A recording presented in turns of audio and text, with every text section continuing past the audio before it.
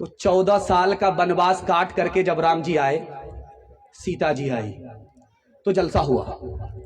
जलसे में फूल माला लेकर के तनवीर जकी जैसे लोग बैठ गए, लक्ष्मण जी एक तरफ बैठ गए।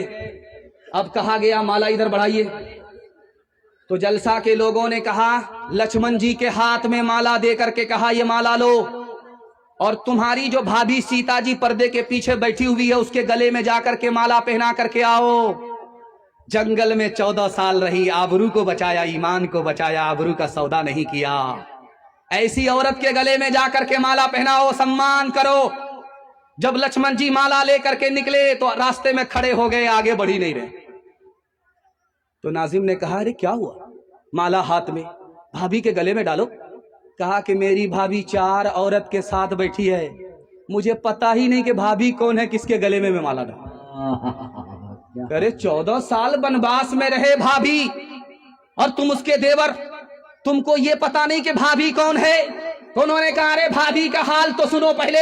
वो पर्दे के अंदर रहती थी, पर्दे से बाहर नहीं निकलती थी। जब वो निकलती थी तो घूंघट डाल देती थी। मैंने उसके पैर को चलते हुए देखा है, चेहरा नहीं देखा, इसलिए मैं पहचानता ही नहीं कि मेरी भाभी कौन है। कहाँ गई वो सीता मैया और कहाँ है अब मरियम?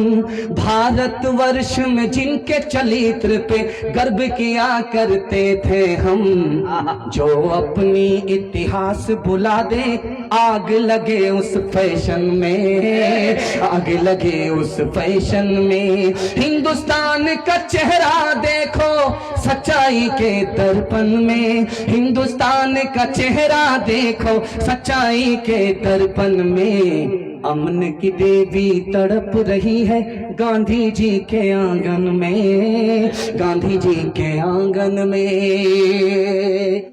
जिस्म पर लिबास की कमी अजीब लगती है, मुझे अमीर बाप की बेटी गरीब लगती है।